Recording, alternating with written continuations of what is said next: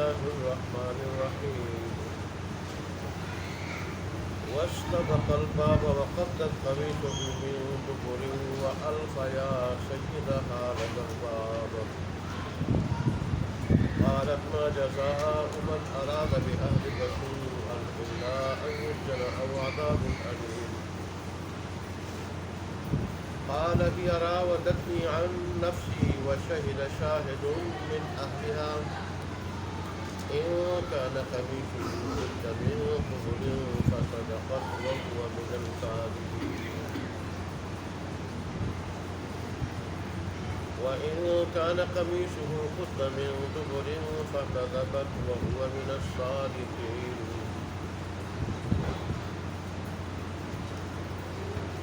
فلما رأى قميصه قد من دبر قال إنه من كيدكن إن كيدكن عظيم يوسف أعرض عن هذا واستغفري لذنبك إنك كنت من الخاطئين صدق الله مولانا العظيم وصدق رسوله النبي الرسول الكريم ونحن على ذلك لمن الشاهدين والشاكرين والحمد لله رب العالمين. کل والے درس میں بات بیان ہوئی تھی کہ یوسف علیہ السلام کو زلیخا نے ان کی ساس کے بارے میں ورغلایا، پھسلایا اور پھر اپنا غلط مقصد پورا کرنے کے لیے یوسف علیہ السلام کو دعوت دی، بلایا کہ میں حاضر ہوں، تیار بیٹھی ہوں، آ جاؤ. تو اس پہ انہوں نے اللہ کی پناہ مانگی، اللہ کی پناہ مانگی اور پھر انہوں نے اپنی وسعت اور اختیار کے بقدر دوڑ لگائی، بھاگنے لگے. ان کو پتہ تھا دروازے بند ہیں، لیکن اپنے اختیار کی حد تک میں دوڑ لگاؤں، اپنے آپ کو برائی سے بچاؤں تو پھر اللہ کی مدد غیب سے آ جائے گی. تو اس کا ذکر آج کی آیات میں دوڑ لگانے کا ذکر آج کی آیات. کل کی آیات میں تو یہ تھا کہ عورت نے پھسلایا، سارے دروازے بند کر دیے اور پھر کہا کہ میں تیار بیٹھی ہوں، آ جاؤ. برائی کا قصد کیا اس نے. تو آج کی آیات میں پھر یہ ہے کہ یوسف علیہ السلام نے دوڑ لگائی دروازے پر.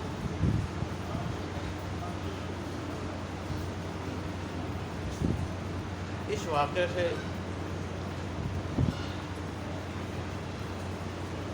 علماء نے یہ مسائل نکالے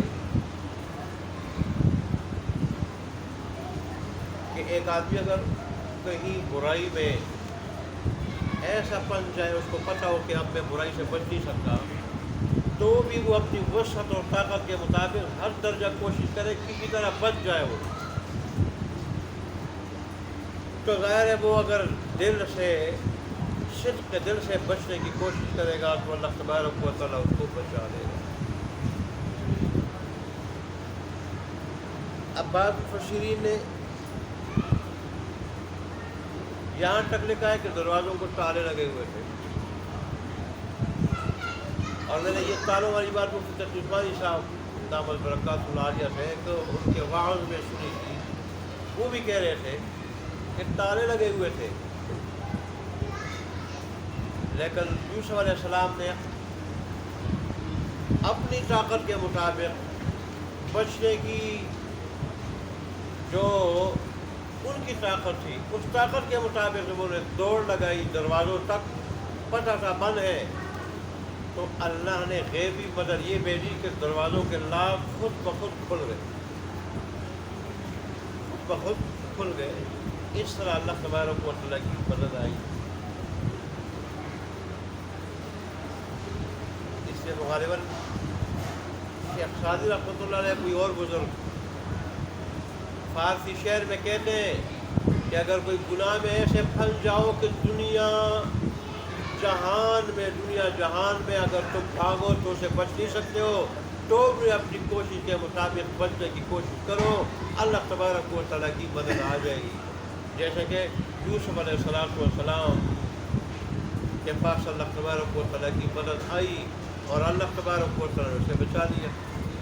دروازہ کھلا، باہر گئے اور پیچھے بول لگی ہوئی تھی۔ اس نے یوسف علیہ السلام کو قابو کرنے کے لیے قمیص کے پچھلے دامن کو پکڑا اور ظاہر وہ توڑتے جا رہے تھے اور یہ اسے کھینچی جا رہی تھی، اس کھینچتانی میں پچھلا دامن پھٹ گیا اور قد یقص کا معنی ہے لمبائی میں چر جانا۔ اس نے بعض نے ترجمہ کیا ہے اور اس نے یوسف علیہ السلام کی قمیص کو چیر ڈالا، بعض نے پھاڑا، بعض نے چیر ڈالا لمبائی میں، کیونکہ عموماً جب دامن کا ایک کنارہ پکڑ کے اس کو کھینچا جاتا ہے تو وہ درمیان سے چر جاتی ہے، دامن چر جاتا ہے۔ تو بہرحال وہ یوسف علیہ السلام کا پچھلا دامن بھی اس نے پھاڑ ڈالا، چیر ڈالا، لیکن پھر بھی اللہ نے ان کو بچا لیا، وہ نکلنے میں کامیاب ہو گئے۔ اور دروازے سے جو ہی باہر گئے تو زلیخا کا شوہر وہاں ادھر سے آ رہا تھا۔ اب جب دیکھا کہ ایک یوسف علیہ السلام کے پیچھے دوڑتے ہوئے مجھے اس نے دیکھا ہے، تو زلیخا نے پینترا بدلا اور وہ جو عورتوں کے اندر جو مکر ہوتے ہیں نا، مکر، چھل جس کو کہتے ہیں، چھل، کہ وہ عورتوں کی کیا ہے، مشہور ہے، فوراً کہنے لگی کہ اس آدمی کی کیا سزا ہے جس کو آپ نے گھر میں کس طرح رکھا اور وہ آپ کے گھر والوں کے بارے میں بری نیت کے ساتھ گھر والوں پہ ہاتھ ڈالے، اس کی کیا سزا ہے؟ برا قصد کرے، برائی کا قصد کرے، اس کی سزا کیا ہے؟ اور پھر سزا خود تجویز کی، یا تو اس کو جیل میں ڈال دیا جائے یا اس کو اور دردناک سزا دی جائے۔ لیکن ظاہر ہے عزیز مصر کو یوسف علیہ السلام کا کردار، امانت و دیانت، نیکی، یہ چیزیں معلوم تھی، کئی سال سے رہ رہے تھے گھر میں، تو عورت کی کسی بیوی پہ کوئی کسی بات پہ، اپنی عورت کی کسی بات پہ کوئی اعتماد نہیں کیا، یقین نہیں کیا اور توقف اختیار کیا۔ تو یوسف علیہ السلام بھی بول پڑے، ان کو پتہ تھا کہ ادھر اگر میں خاموش رہوں گا تو میری خاموشی جرم ہے، مجھ پہ گناہ ثابت ہو جائے گا، جرم ثابت ہو جائے گا۔ یہاں نے علماء نے یہ مسئلہ نکالا ہے کہ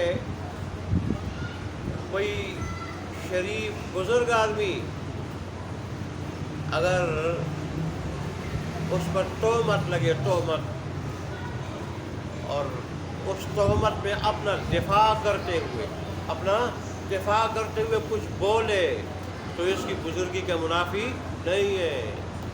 یہاں بھی یوسف علیہ السلام کو پتہ تھا خاموش رہوں گا تو یہ میری خاموشی کیا ہوگی، یہ جرم،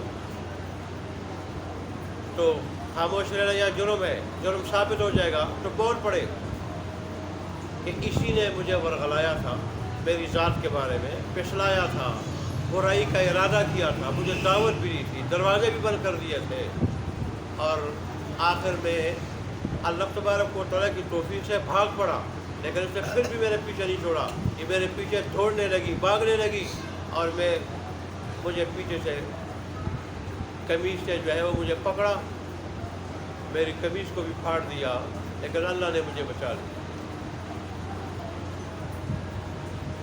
ادھر پر کیا ہوا؟ یہاں پہ بھی اللہ تبارک و تعالیٰ کی غیبی مدد آئی، اسی کی خاندان کا ایک بچہ بول پڑا، شیر خوار بچہ بول پڑا، جو بولنے پہ بھی قادر نہیں تھا، کیا بول پڑا، اور اس کو ویسے گواہی سے تعبیر فرمایا گیا ہے قرآن میں، لیکن حقیقت میں گواہی نہیں تھی، بچہ ہونے کے باوجود بلوا اللہ تبارک و تعالیٰ رہا تھا، تو اللہ جیسے حکیم ہے اس کے الفاظ بھی حکیمانہ ہے، اس نے ایسے الفاظ کہے کہ نہ یوسف علیہ السلام پہ کوئی تہمت لگے، نہ زلیخا پہ کوئی تہمت لگے، ایسے الفاظ کہے۔ اس نے کہا یہ دیکھو، اس کے گواہی نہ کسی کے حق میں پڑی نہ کسی کے خلاف، یہ دیکھو کہ قمیص کہاں سے پھٹی ہے یوسف علیہ السلام، اگر پیچھے سے پھٹی ہے پھر تو یوسف علیہ السلام سچے ہیں اور یہ جھوٹی ہے، اور اگر قمیص آگے سے پھٹی ہے تو پھر یہ سچی ہے، لیکن جب قمیص دیکھی گئی وہ پیچھے سے پھٹی ہوئی تھی، تو فوراً عزیز مصر نے یہ بات کہی، اِنَّهُ مِنْ كَيْدِكُنَّ، یہ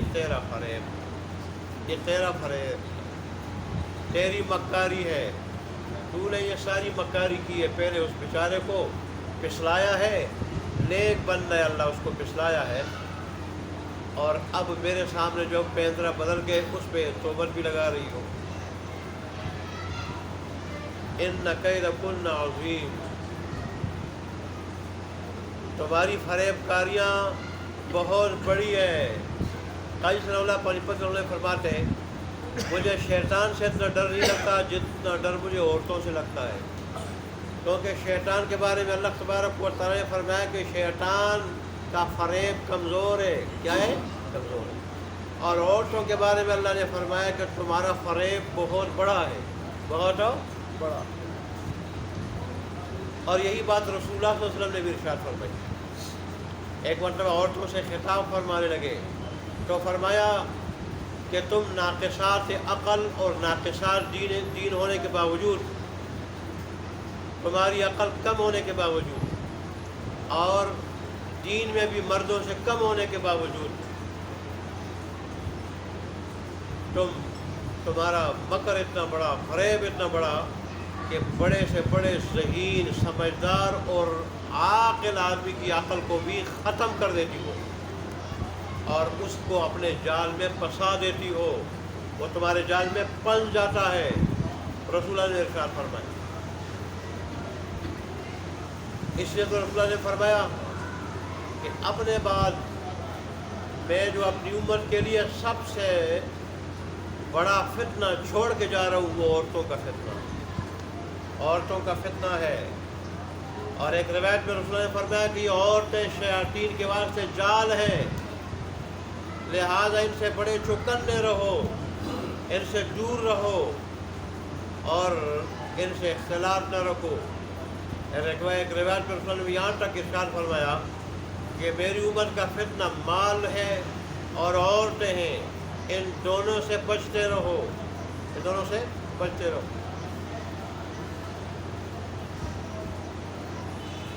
تمہارا عزیز مصر نے بھی یہ بات کہی۔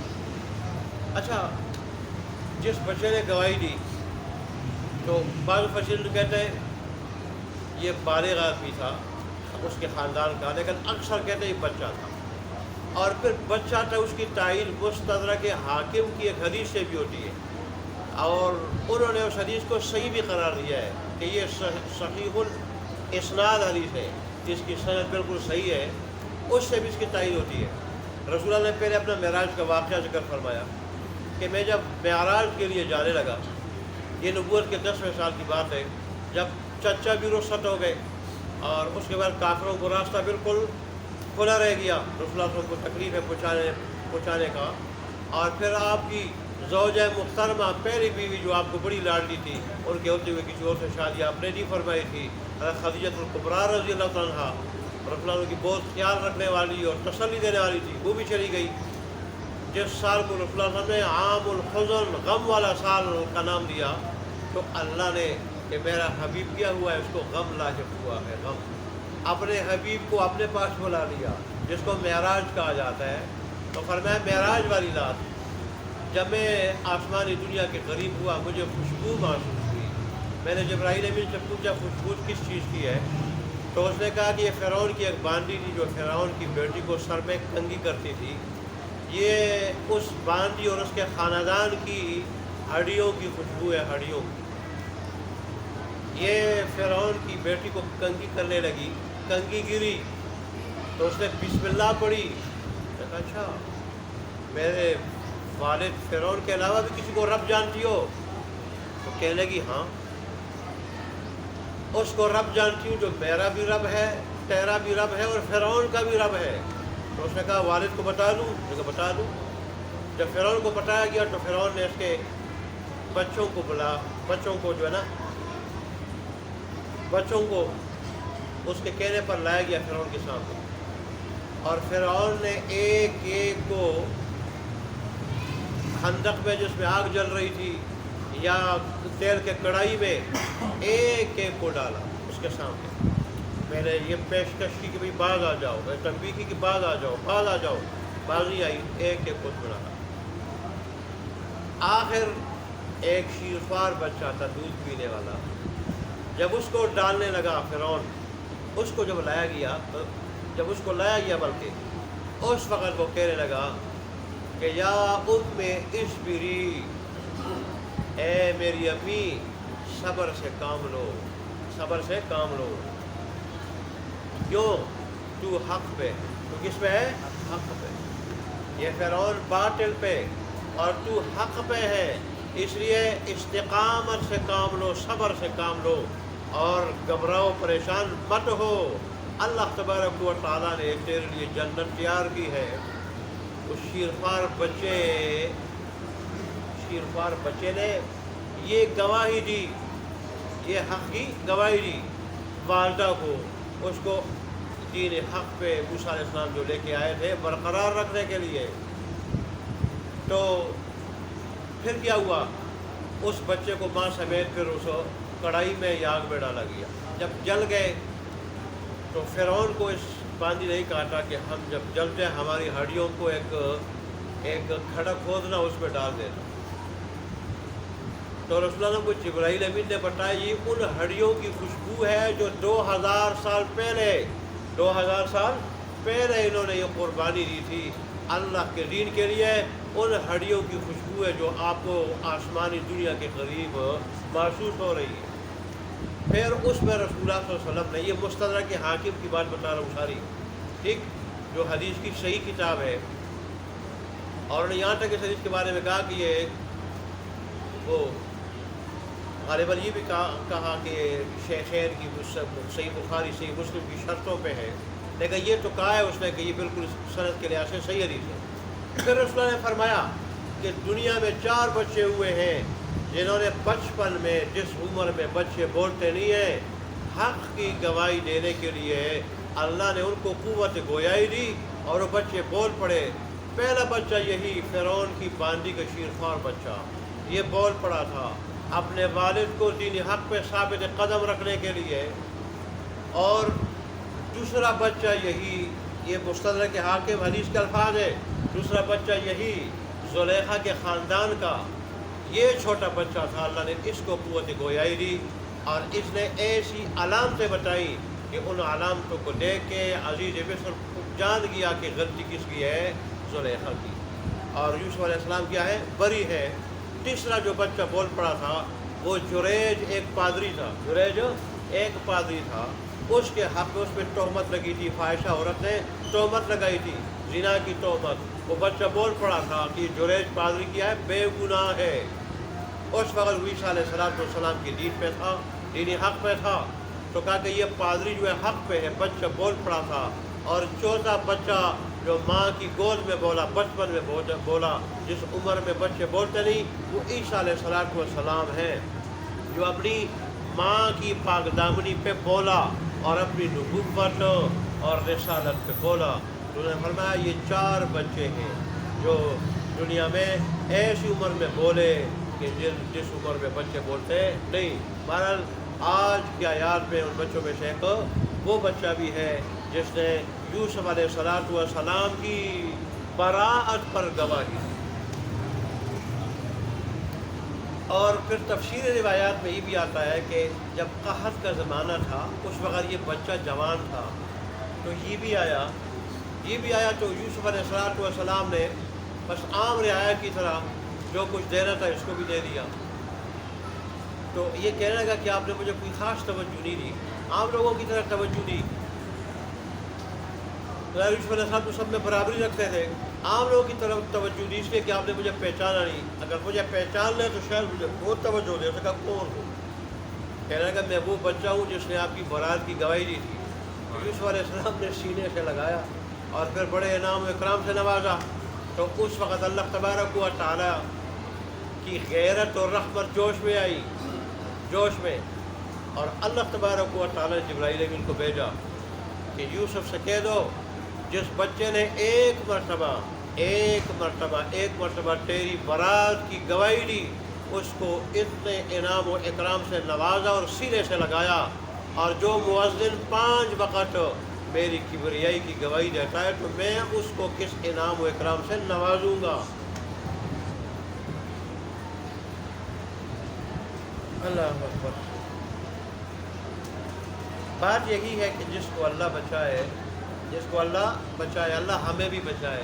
دیکھیں اصل چیز یہ بعض گناہ ایسے ہوتے ہیں، گناہ تو سارے برے ہیں، لیکن بعض گناہ چوری، زنا، لواطت، بدفعلی، یہ ایسے گناہ ہیں کہ جہاں اللہ کی بغاوت ہے اور بہت بڑا جرم ہے، بڑی سزا ہے، اس کی لعنت ہے، وہاں ان گناہوں کی وجہ سے دنیا میں بھی آدمی بڑا ذلیل ہو جاتا ہے، بڑا رسوا ہو جاتا ہے، بڑا گر جاتا ہے، اور پھر اگر وہ ہٹا کٹا جوان کیوں نہ ہو، اس کے ہاتھ پاؤں سے بندھے جاتے ہیں جیسے کہ وہ کیا شل ہو، کچھ کام نہ کر سکتے ہوں ہاتھ پاؤں، ایسا آدمی جو کیا ہو جاتا ہے، بیکار ہو جاتا ہے۔ یہ بعض گناہ ایسے ہیں بے حیائی کے، یہ گناہ اللہ تبارک و خصوصی طور پر ان گناہوں سے ہماری حفاظت فرمائے۔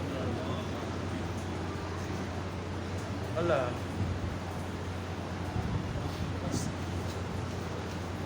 اب دیکھیں جی، وَاسْتَبَقَ الْبَابَ، وہ دونوں دروازے کی طرف دوڑے۔ کس طرح کہ آگے یوسف علیہ السلام اور پیچھے زلیخا۔ وَقَدَّتْ قَمِيصَهُ، اور چیر ڈالی اس نے یا پھاڑ ڈالی اس نے، زلیخا نے یوسف علیہ السلام کی قمیص، من دبر، پیچھے سے، وَأَلْفَيَا، اور پالیا ان دونوں نے، سیدہا، اس زلیخا کے سردار یعنی اس کے شوہر کو، لدى الباب، کہاں پہ؟ دروازے کے پاس۔ یہ باہر نکلے تو وہ ادھر سے آ رہا تھا۔ یہاں شوہر کو کے لیے سید کا لفظ استعمال ہوا ہے، جیسے پتا چلا کہ شوہر کا بڑا مقام ہے اور بیوی کو اس کے احترام کا حکم ہے۔ یہاں تک کہ حدیث شریف میں آتا ہے کہ اگر اللہ کے سوا سجدہ کسی اور کے لیے جائز ہوتا تو میں بیوی کو کہتا کہ شوہر کے سامنے کیا کرے؟ سجدہ کرے۔ آج کل تو ایک رواج پڑا ہے کہ بیوی شوہر کو اور شوہر بیوی کو، جو اور خاص کر بیوی کو چاہیے کہ اس طرح نہ کرے، وہ جب پکارتی ہے شوہر کو تو تو کر کے اور نام لے کے، نام لینا شوہر کا مناسب نہیں بیوی کے، یعنی کہ سید کا لفظ استعمال ہوا۔ اللہ اکبر۔ ناجائز بات نہیں کر رہا ہوں، مناسب کی بات کر رہا ہوں، مناسب۔ اچھا جی، قالت ما جزاء، کہا اس زلیخا نے کہ کیا بدلہ ہے، کیا سزا ہے۔ جزا کا لفظ بدلے کے لیے بھی آتا ہے، اچھے بدلے کے لیے، اور سزا کے لیے، برے بدلے کے لیے بھی، سزا کے لیے۔ ما جزاء، کیا سزا ہے، من، اس آدمی کی، اراد باہلک، جو ارادہ کرے تیرے گھر والوں کے ساتھ، سوءا، برائی کا، الا، مگر، ان، یہ کہ یسجنا، قید کیا جائے اس کو، جیل میں ڈالا جائے اس کو، او یا عذاب العلیم، اور کوئی دردناک سزا دی جائے، اور کوئی۔ اچھا جی، قالا، تو یوسف علیہ السلام نے کہا، ہی راودتنی، اسی نے مجھے پسلایا تھا، ورغلایا تھا، عن نفسی، میرے نفس کے بارے میں، میری ذات کے بارے میں، وشہد شاہد من اہلہا، اور گواہی دی ایک گواہی دینے والے نے اس زلیخا کے خاندان میں سے، خالہ زاد تھا یہ بچہ یا چچا زاد تھا، اس نے گواہی دی، ان کان قمیصہ،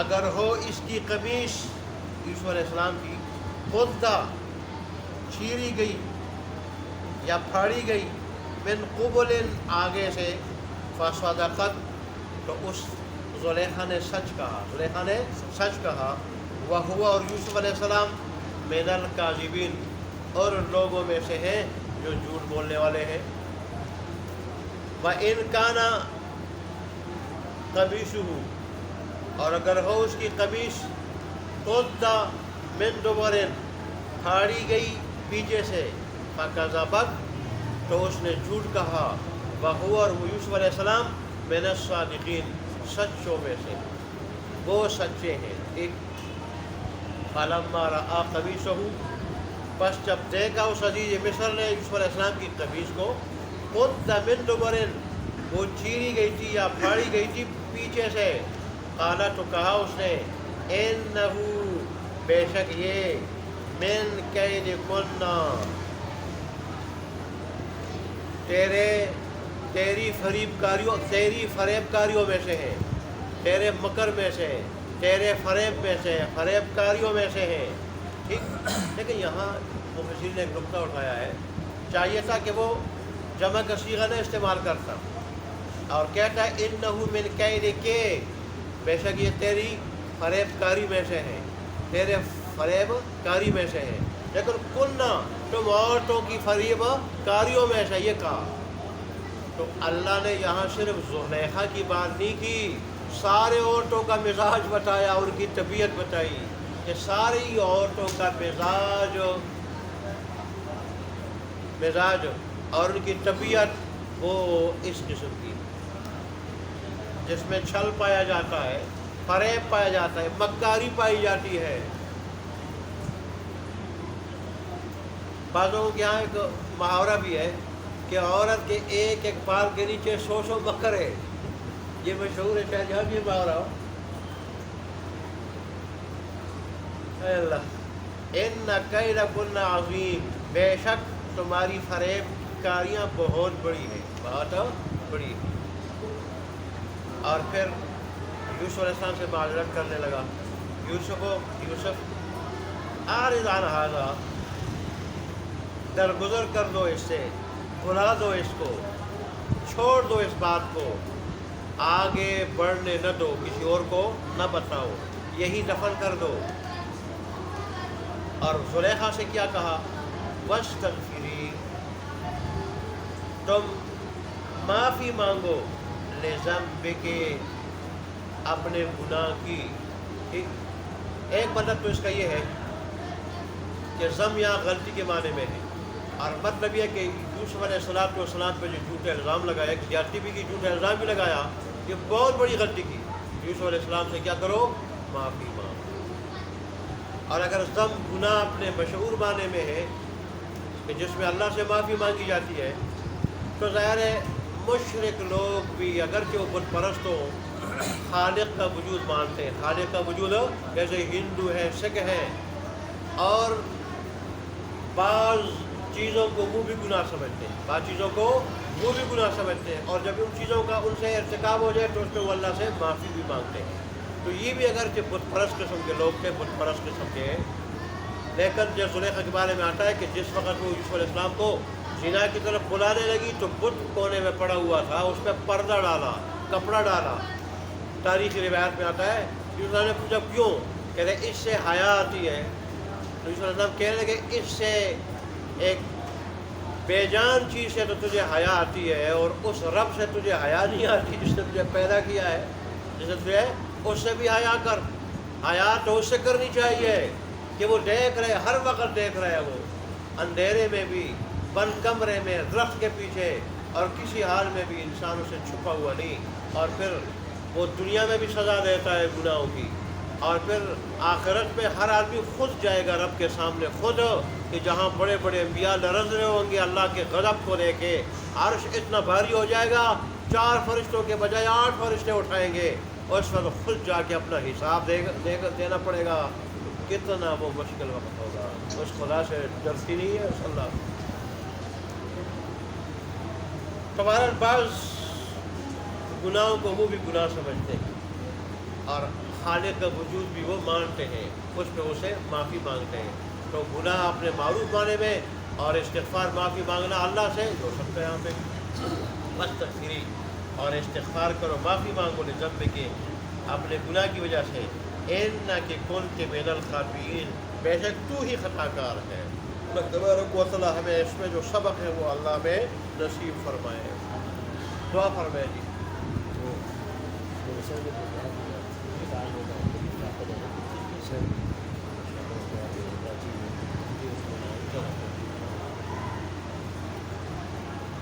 الحمد لله رب العالمين ولا للمتقين والصلاة ولا رسول ولا للصابرين أجمعين.